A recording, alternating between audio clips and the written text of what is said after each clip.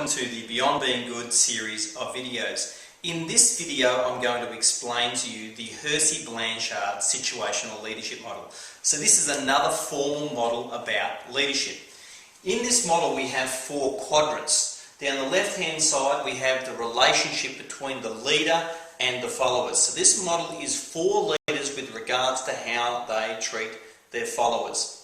Now, relationship fundamentally means how much time you spend with your followers. So that's what this parameter means, how much time effectively and quality time that is that you're spending with your followers. The task along the bottom axis here is the task of decision making. So this entire model relates to the task of making decisions. So if it's high in the decision making task, that means the leader is making the decisions. If it's low in the decision making task, that means that the followers are making the decisions. Now, for each of the 4 quadrants in this model, there are 4 comparative sections that relate to the type of follower. And it tells you how, depending on the characteristics of the follower, you should be treating them in this model. So the first type of follower is follower category 1. Now, in this category, the followers are not competent, so they don't have the competencies in whatever task or skills that you're asking them to do, so they haven't been trained yet. In addition, they have low motivation and are not the type of people who want to be doing whatever this task is. And in this model, this says that it's low in relationship because it's generally a low-level task. It's not saying that we don't have a relationship with the people, of course. We treat them as human beings and we've done all of the inductions and things like that. But in this model, the leader is telling and giving direction. So it's very much an autocratic style of leadership that the leader is portraying.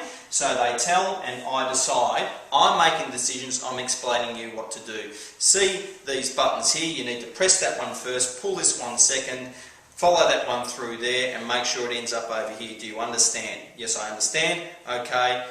And then you would monitor their performance. So again, follower type 1 is people who don't have the skills yet, haven't been trained, don't have the competencies, but also aren't highly motivated in the task. Follower category number 2 are people that haven't been trained yet in this particular task. They may be good at other tasks, so they've got a history of being quite competent, generally speaking, but as it relates to this specific task, they're not competent yet. But they're also highly motivated people. They've got a high degree of motivation. They want to learn. What this model says is that we coach them. So we spend a lot of time now talking with them, explaining the context, leveraging their previous experience from other tasks that may be related or similar. But at the same time, I'm still making the decision as the leader. I'm not handing the decision-making power over to them yet. The third type of people who have the skills now, so these people are competent, they have had the training, they have got the experience.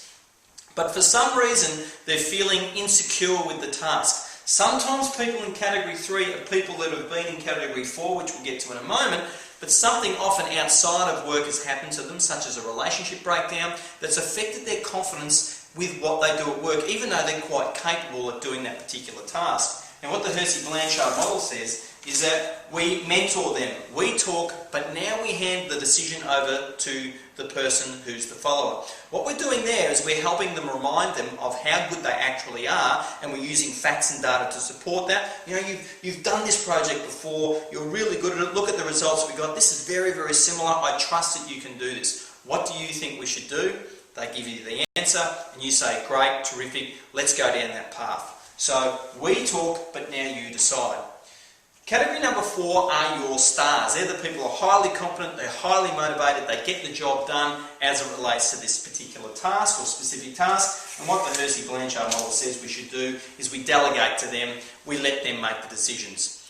Maria, you've done this project before, it's very, very similar. Here's the outline, here's the picture, here's the big picture. I trust that you can do this. Have you got any questions? No? Okay. Come to me if you've got any challenges or problems. Now that's the sort of way that you integrate and communicate with people in category number 4. They're the people that get the job done. Now, if you have a team of people, are you going to treat them all the same way? Well, the answer is no. However, are you going to treat them with the same model as the basis for how you treat people? Well, the answer is yes. So this is the model, but you could have people in different places. The tricky part of this model too is that because it's task specific, the same person with different tasks will be in different boxes potentially. Now I know a lot of you don't like the idea of putting people in boxes, and I always say make sure that these lines between the boxes are very permeable, and if you get it wrong, as I did once with one of my team members who I was treating here, and she asked me why did I treat her differently to other team members, and I said, well, do you want to sit down and I'll explain it to you? And we had a conversation. I actually drew out this model and I said, look, this is why I've got you here. And she said, well, I think I should be at least over here. I said, well, okay, let's give it a go. As it turned out, over the period of a month, clearly I was wrong and she should have been over here and in fact down here. I got it wrong, which is fine. We're not perfect people.